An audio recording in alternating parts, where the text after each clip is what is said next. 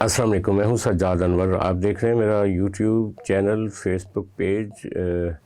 گفتگو۔ اگر ابھی تک آپ نے میرا چینل سبسکرائب نہیں کیا اور فیس بک کو فالو نہیں کیا تو اس کو ضرور فالو کر لیں اور پیج کو اور یوٹیوب کو سبسکرائب کر لیں۔ آج ہم بات کریں گے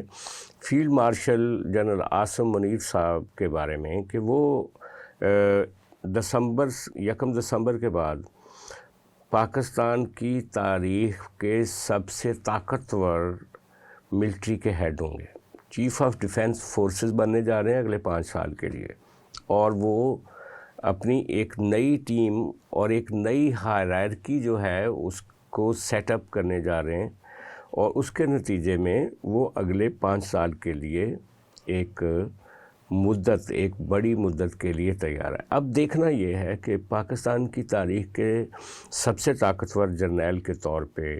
ان کے چیلنجز کیا ہیں اور ان کی مشکلات کیا ہوں گی آنے والے دنوں میں۔ دیکھیں، انڈیا کی جیت ہو یا افغانستان کے فرنٹ پہ لڑائی ہو، اس سے جنرل عاصم منیر صاحب کے پروفائل میں ایک بے پناہ اضافہ ہوا ہے۔ وہ جو negative campaigning P T I کر رہی تھی اس میں کافی فرق آیا ہے، اور اس کے ساتھ ہی ساتھ اگر دیکھیں ریسنٹ ضمنی الیکشن، تو اس میں مسلم لیگ نون نے بھی اپنی پاور جو ہے اس کو کنسالیڈیٹ کر لیا ہے۔ اب سوال یہ ہے کہ ان کامیابیوں کے باوجود جو چیلنج ہے وہ کتنے بڑے ہیں جنرل عاصم منیر صاحب کے لیے۔ جنرل عاصم منیر صاحب جہاں پہ انٹرنیشنلی امریکہ میں، یورپ میں، ہر جگہ پہ وہ ریکگنائز ہو رہے ہیں، ہمارا سعودی عرب کے ساتھ دفاعی معاہدہ ہو چکا ہے، وہاں سب سے بڑا خطرہ جو ہے ابھی بھی انڈیا کی طرف سے ہے جارحیت کا، افغانستان کی طرف سے دہشت گردی کا خطرہ ہے، لیکن ملک کے اندر بھی کچھ مسائل کچھ زیادہ بہتر نہیں ہیں۔ جس طرح سے پی ٹی آئی براہ راست عاصم منیر کو چیلنج کر رہی ہے،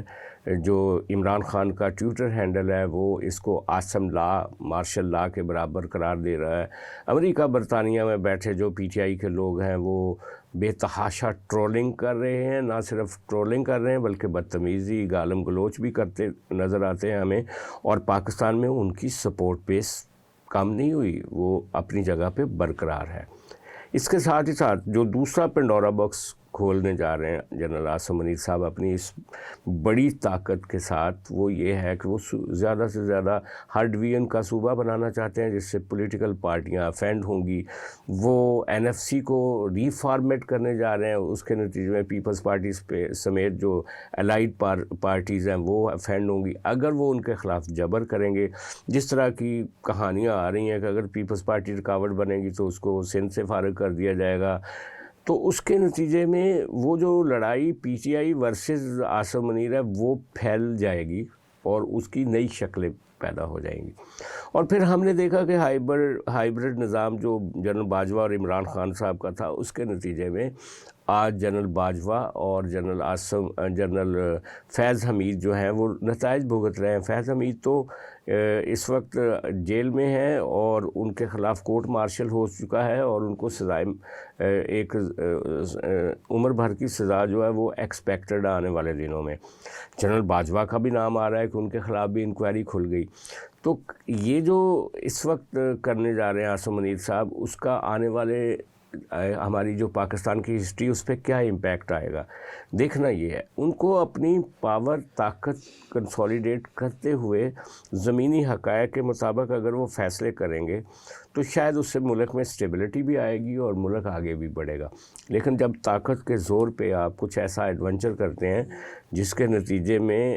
ایک غیر معمولی طور پہ آپ اس وقت تو طاقتور ہو جاتے ہیں لیکن پھر بعد میں فیض حمید جیسے نتائج بھی بھگتنے پڑتے ہیں، تو توازن جو ہے وہ بہت ضروری ہے اختیار اور طاقت کے باوجود۔ آج کے لیے اتنا ہی، کل پھر آپ سے ملاقات ہوگی۔ بہت شکریہ۔